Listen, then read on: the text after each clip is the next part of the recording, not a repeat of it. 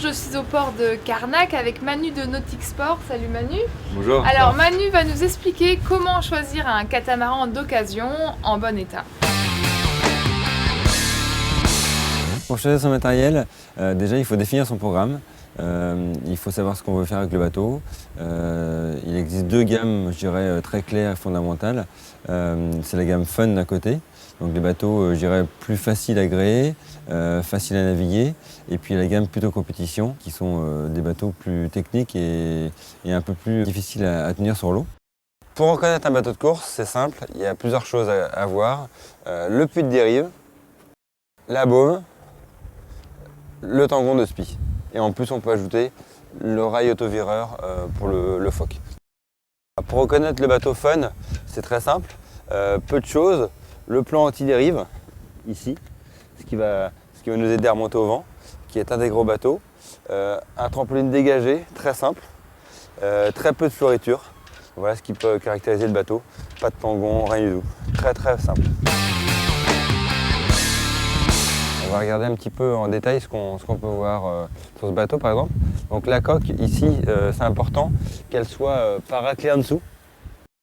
Ensuite on regarde un petit peu les éclats gel-coat. Par exemple ici il y en a un. Tout ce qui peut être éclat est source d'entrée d'eau, donc il faut qu'il y en ait le moins possible. Alors les safrans, ce qui souffre c'est le bout des safrans, comme on voit ici.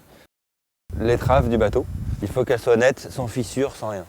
Donc ensuite le trampoline. Alors trampoline, c'est quelque chose qui souffre beaucoup des UV. Donc en fait, il est à poste tout le temps. Ce qui souffre avec les UV, c'est les coutures. Donc toutes les coutures doivent être bien faites. Elles s'altèrent très rapidement. Les sangles également, si elles sont bien accrochées, ça souffre beaucoup au rappel. Également, savoir si le trampoline n'a pas souffert d'accroche. Il y a un petit trou ici par exemple, de brûlure de cigarette sur un parking, simplement de ragage. Et puis les œillets, il faut que l'œillet soit net, qu'autour ça ne s'effiloche pas pour la bonne tenue du trampoline. Alors, au niveau des haubans, ce qui est important, c'est regarder si ça ne s'effiloche pas ici, s'il n'y a pas de gendarme, on appelle ça, si c'est pas très rouillé. Au niveau de l'accastillage, plusieurs choses. Déjà éviter qu'il y ait de la rouille dessus. C'est d'inox mais ça rouille un petit peu quand même. Deuxième chose, c'est les mâchoires de taquet, savoir si elles ne sont pas bouffées ici. Et puis si elles reviennent bien. Ça c'est le ressort qui peut être cassé. Donc ici on voit au milieu qu'elle a eu du ragage avec le haubans. Donc elle est un peu safetée. Ça je dirais c'est l'état normal d'une voile qui est un peu vécue. Simplement il ne faut pas qu'il y ait de trous ou d'amorce de trous. La tenue du tissu, savoir si aux UV il n'a pas trop souffert pour se craquer. Donc là il est en bon état. Et ensuite il y a la ralingue de l'autre côté. Donc ça on aperçoit ici qu'au niveau des lattes ça force beaucoup. Donc là elle est propre. Par contre il y a souvent des trous à ce niveau là. Et ça mérite une réparation. On en voit une ici qui a été réparée. Donc on voit une surépaisseur. Donc ça a été réparé. Donc ça c'est très important à regarder lors de l'achat du bateau.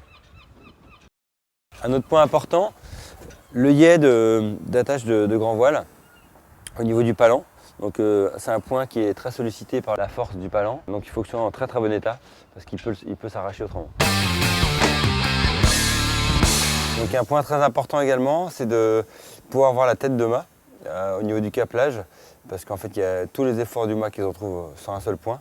Donc par exemple ici on voit que le câblage a été réparé, qu'il y a une rondelle qui a été soudée. Donc ça c'est un point important pour que l'accroche des haubans se fasse bien. Là par exemple on voit la manille qui est dans un état limite. Donc là elle est un peu tordue, donc ça sera à changer. Donc ça c'est hyper important. Il faut le demander à chaque fois de soit débattre le bateau ou de le mettre à l'envers pour qu'on puisse vérifier ce point-là. Bon alors on a fait le tour de ce bateau, est-ce que tu peux me dire ce que tu en penses et si on pourrait l'acheter les yeux fermés? Alors déjà ce que j'en pense, donc le bateau on sent qu'il a quand même quelques petits points à vérifier. Soit on s'arrange avec le particulier en lui disant voilà moi avant d'acheter le bateau je veux que ça et ça soit fait. Soit c'est un professionnel, généralement c'est fait avant. Et généralement il y a une garantie. Donc tout dépend un petit peu dans quel contexte on se trouve, quoi. Ok, bon bah super, merci. Merci, à bientôt.